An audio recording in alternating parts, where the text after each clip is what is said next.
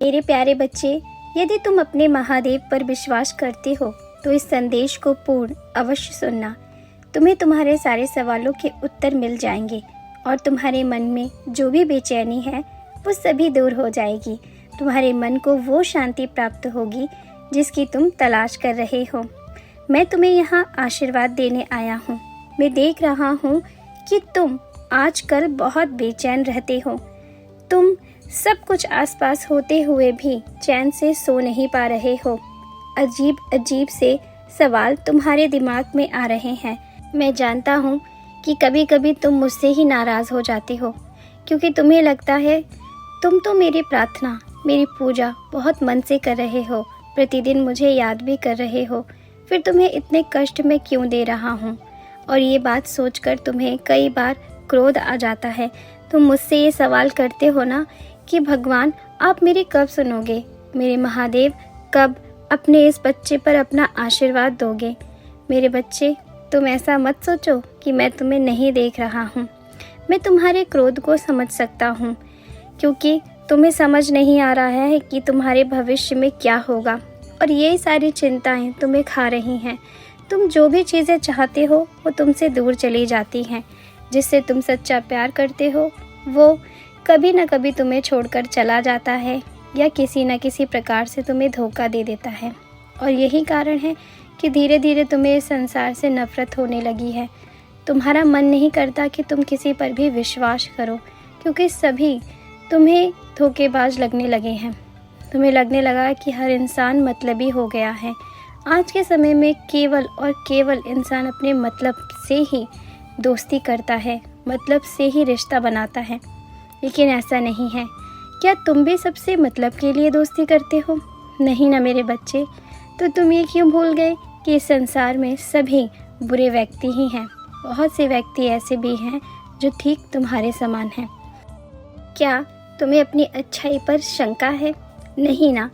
यदि तुम सच में मानते हो कि तुमने कभी किसी के साथ बुरा नहीं किया, सदैव अच्छे ही रहे हो, तो तुम्हें इस प्रकार की शंका करने की आवश्यकता नहीं है और ना ही तुम्हारे मन में इस तरह के प्रश्न उठने चाहिए। तुम्हारे जीवन में जो कुछ भी हो रहा है वो मेरे द्वारा लिखा हुआ ही है। हाँ, अभी तुम्हें कुछ अधिक कष्ट मिल रहा है। उसका कारण ये है कि अब तुम्हारे दुखों का अंत निकट है, अंतिम चरण पर है। और अंतिम चरण पर जब कोई चीज़ होती है तो वो सबसे ज़्यादा कष्ट देती है, सबसे ज़्यादा परीक्षा लेती है। और इसी कारण आजकल तुम्हें क्रोध भी बहुत आ रहा है। लेकिन मेरे बच्चे, मैं अपने संदेश के माध्यम से बस तुम्हें यही सतर्क करने आया हूँ कि इस समय तुम्हें अपने क्रोध पर काबू करना है, संयम रखना है अपने ऊपर। तुम्हें क्रोध में किसी से कुछ भी गलत नहीं कहना है और ना ही कोई गलत कदम उठाना है। अभी तुम्हें अपने आप को शांत रखने की आवश्यकता है। तुम्हारे मन में अभी बहुत सारे सवाल आएंगे, पुरानी बहुत सी बातें तुम्हें याद आएंगी। ये बातें तुम्हें और क्रोध दिलाएंगी, लेकिन तुम्हें अपने मन को शांत रखना है। तुम्हें विचलित नहीं होना है, क्योंकि ये तुम्हारी परीक्षा का अंतिम चरण है। ये परीक्षा तुम पार कर लोगे, मुझे तुम पर विश्वास है। मेरे बच्चे, अपने मन को शांत रखने का प्रयास करो। उसके बाद तुम स्वयं देखोगे, तुमने अब तक जिस भी चीज़ के लिए इतना कठोर परिश्रम किया है, तपस्या की है, वो तुम्हें प्राप्त होगी। और केवल 1 गुना नहीं, अपितु 10 गुना बनकर प्राप्त होगी। और तब तुम ये जो मुझ पर क्रोध कर रहे हो, मुझसे नाराज़ हो, वो सारी नाराज़गी तुम्हारी दूर हो जाएगी। तब तुम्हें इस बात का एहसास हो जाएगा कि भगवान देर से सुनते हैं, लेकिन सुनते ज़रूर हैं।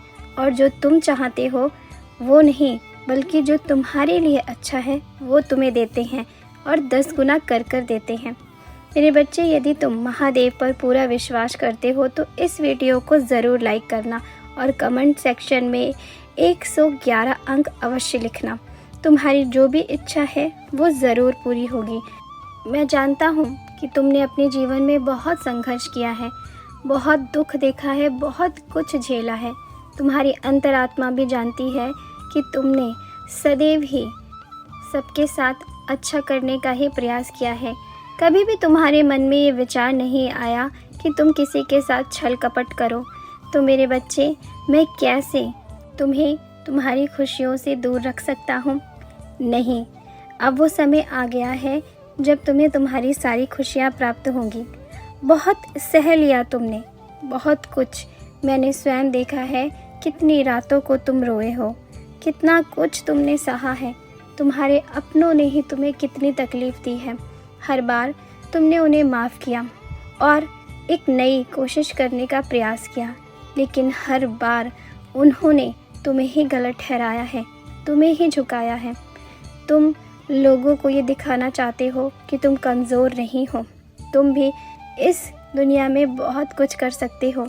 वो जो तुम्हें नाकामयाब समझ रहे हैं, तुम्हें लाचार समझ रहे हैं, तुम उन्हें दिखाना चाहते हो कि तुम कमज़ोर नहीं हो।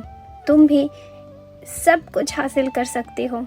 तुम्हारे अंदर भी वो सारी क्षमता है जिससे तुम इस संसार की बड़ी से बड़ी खुशी को प्राप्त कर सकते हो। सबने तुम्हारा बहुत अपमान किया है, अब बहुत हो गया। मैं और तुम्हारा अपमान नहीं होने दूंगा। मैं देखता हूँ कि तुम प्रतिदिन मुझसे केवल यही प्रार्थना करते हो कि प्रभु, मुझे मेरी खुशियाँ जल्द से जल्द दे दो, नहीं तो मेरी हिम्मत टूट रही है, मेरा हौसला टूट रहा है।